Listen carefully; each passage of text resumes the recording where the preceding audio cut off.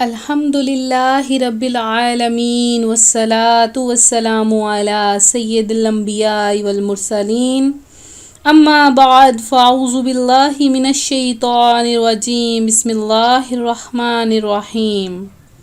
اللہ کے نام سے شروع کرتی ہوں جو بہت ہی مہربان اور نہایت ہی رحم کرنے والا ہے۔ روحانی وظائف چینل کی طرف سے تمام ویورز کو السلام علیکم ورحمۃ اللہ وبرکاتہ۔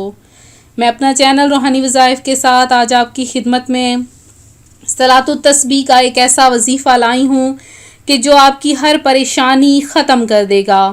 یہ ایک ایسا عمل ہے کہ جس میں اللہ تعالیٰ کی رحمت بھی شامل حال ہے۔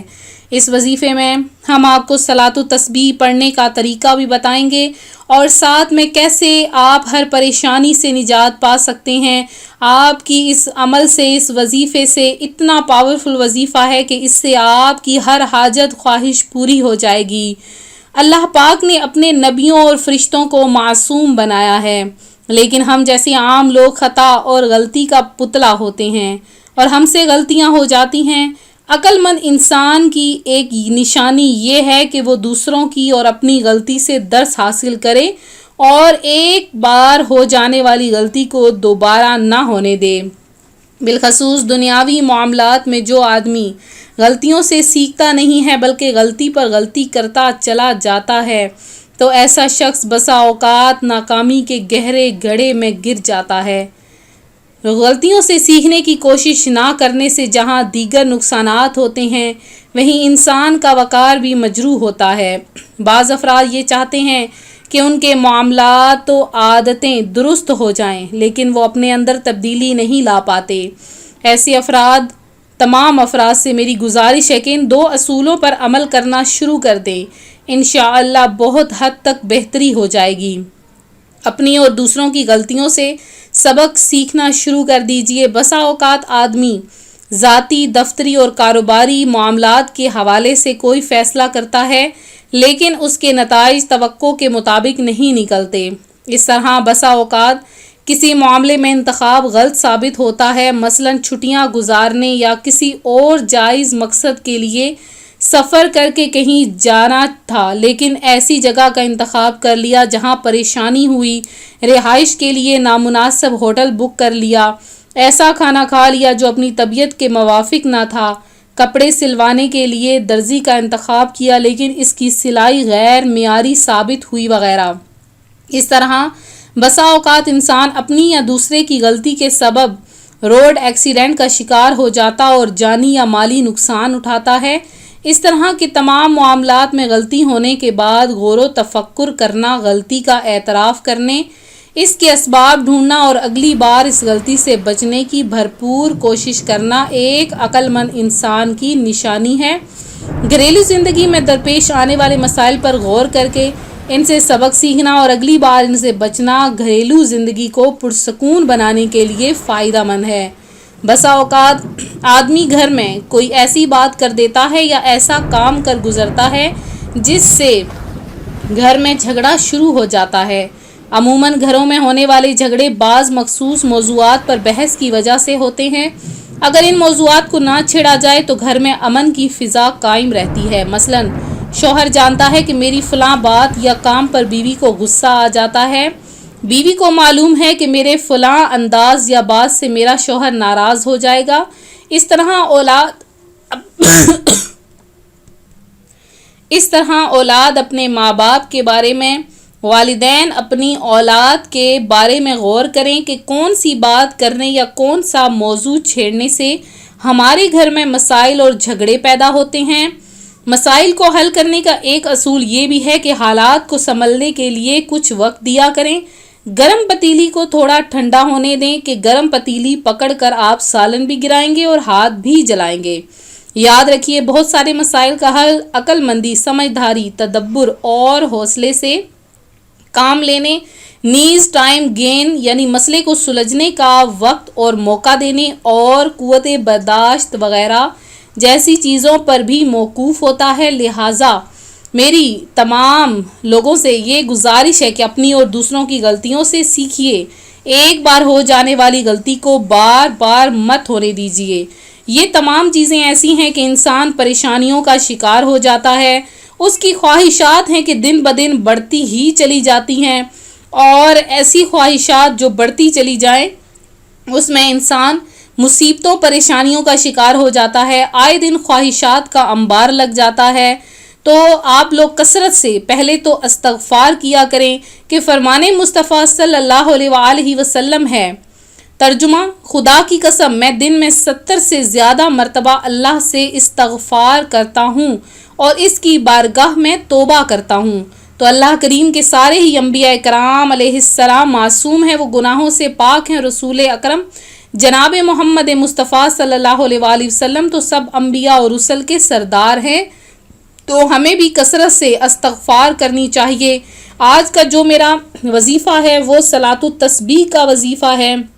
اس وظیفے کی برکت سے پہلے تو میں نے آپ کو چند زندگی گزارنے کی چھوٹی چھوٹی باتیں بتائی ہیں.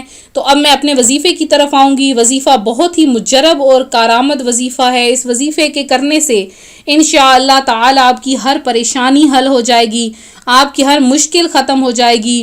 اس کے بعد اگر آپ کوئی بھی خواہش دل میں رکھ کے صرف 2 دن یہ عمل کر لیں، 2 دن یہ نماز پڑھ لیں، تو اس نماز کی برکت سے رجب المرجب کے اس پیارے مہینے میں آپ کی وہ حاجت، جس حاجت کو ختم کرنے کے لیے یا جس حاجت کو اپنے پورا کرنے کے لیے آپ یہ عمل کریں گے، وہ آپ کی حاجت پوری ہو جائے گی. بعض گھریلو پریشانیاں، ٹینشنز ایسی ہوتی ہیں جو انسان کو رات کو سونے بھی نہیں دیتی. انسان کو کوئی خوشی جب سامنے آتی ہے تو وہ انسان ہزاروں کی بھیڑ میں بھی خوش نہیں ہو پاتا. تو وہ ایسی پریشانیاں ہوتی ہیں، ان پریشانیوں کو ختم کرنے کا حل صرف اللہ تبارک و تعالیٰ کے ذکر میں ہے. تو آپ اللہ کا ذکر کریں، ان ذکر کی برکت سے آپ کی حاجتیں پوری ہو جائیں گی. وہ پریشانیاں جو آپ کو رات کو سونے نہیں دیتی ہیں، وہ پریشانیاں جو لوگوں میں آپ کو ہنسنے نہیں دیتی ہیں، وہ تمام ٹینشنیں پریشانیاں ختم ہو جائیں گی. چھوٹی حاجت، سب سے چھوٹی حاجت تو انسان کی یہ ہے کہ انسان کے پاؤں کے جو جوتا ہے اس کا تسمہ ٹوٹ جائے اور وہ حاجت بھی اپنی پوری کروا لے. یہ عمل اتنا پاورفل ہے کہ اس عمل کی برکت سے آپ کی تمام حاجات پوری ہو جائیں گی. پہلے تو میں آپ کو صلاۃ التسبیح پڑھنے کا طریقہ بتاؤں گی. آپ نے رجب المرجب میں کسی بھی 2 دن کوشش کریں کہ جمعرات کا دن آ رہا ہے، جمعرات کے دن یہ عمل شروع کریں، اور جمعرات اور جمعہ یہ آپ عمل کریں. اگر آپ ان 2 دن عمل نہیں کر سکتے تو پھر آپ یہ عمل جمعے کے ساتھ ہفتے کا دن ملا لیں، یعنی 2 دن آپ نے یہ عمل کرنا ہے. بہت ہی آسان ہے. تو ہر جو مشکل ہوتی ہے اس کے بعد آسانی ضرور ہوتی ہے. تو آپ نے 4 رکعت نفل کی نیت کرنی ہے کہ اس طرح کے 4 رکعت نفل کی نیت کی. اس کے بعد سب سے پہلے آپ نے ثنا پڑھنی ہے. ثنا پڑھنے کے بعد آپ نے 15 مرتبہ یہ کلمہ پڑھنا ہے: سبحان اللہ والحمد للہ ولا الہ الا اللہ واللہ اکبر. پھر اس کے بعد سورہ فاتحہ اور سورت کی تلاوت کرنے کے بعد 10 مرتبہ آپ نے یہی کلمہ پڑھنا ہے. پھر آپ نے رکوع میں جانے کے بعد یہ کلمہ آپ نے 10 مرتبہ پڑھنا ہے. پھر آپ نے رکوع سے جب کھڑا ہونا ہے، جسے کوما کہتے ہیں، کومے کی حالت میں آپ نے 10 مرتبہ یہ کلمہ پڑھنا ہے. جیسے کہ جب آپ رکوع میں جائیں گے تو آپ سامع اللہ لمن حمدہ ربنا لک الحمد پڑھ کے پھر آپ یہ کلمہ 10 مرتبہ یعنی سبحان اللہ والحمد للہ ولا الہ الا اللہ واللہ اکبر. پھر سجدے کی حالت میں 10 مرتبہ یعنی سجدے کی تسبیح پڑھنے کے بعد 10 مرتبہ یہ کلمہ. پھر جب 2 سجدوں کے درمیان جب بیٹھتے ہیں، جلسہ جسے کہتے ہیں، اس میں 10 مرتبہ. پھر دوسرے سجدے میں آپ نے 10 مرتبہ یہی کلمہ دہرانا ہے. تو 4 رکعتوں کی جب آپ نیت کریں گے تو درمیان میں جو دوسری رکعت کے اینڈ پہ آپ نے پوری دعا پڑھنی ہے، اور جب تیسری رکعت میں کھڑے ہونا ہے پھر سے آپ نے شروع میں جیسے کیا تھا ثنا پڑھنی ہے، اور اس کے بعد 15 مرتبہ یہ کلمہ پڑھنا ہے. یعنی ہر رکعت میں آپ نے پہلے جب آپ شروع کریں گے تو 15 مرتبہ یہ کلمہ پڑھیں گے. اس طرح ایک رکعت میں 75 مرتبہ یعنی 75 ٹائم، اور 4 رکعتوں میں 300 مرتبہ یہ کلمات پڑھے جائیں گے. یہ آپ نے کلمات رجب المرجب میں کسی بھی دن کسی بھی آپ وقت میں، یعنی میں نے آپ کو وہ دن بتا دیا ہے، اب آپ کسی بھی وقت میں، جب کہ جو ہے وہ وقت جو زوال کا نہ ہو اور ان باقی اوقات میں آپ لوگ یہ پڑھ سکتے ہیں. تو جو زوال کا وقت ہوتا ہے وہ صرف چند سیکنڈ کا ہوتا ہے، اس کے علاوہ آپ پڑھ سکتے ہیں. جن اوقات میں نوافل پڑھے جاتے ہیں ان اوقات میں آپ کوشش کریں کہ عشاء کی نماز کے بعد خاموشی ہوتی ہے اس وقت یہ پڑھ لیں. ویسے ظہر کی نماز کے بعد بھی پڑھ سکتے ہیں، مغرب کی نماز کے بعد بھی آپ یہ 4 رکعتیں پڑھ سکتے ہیں.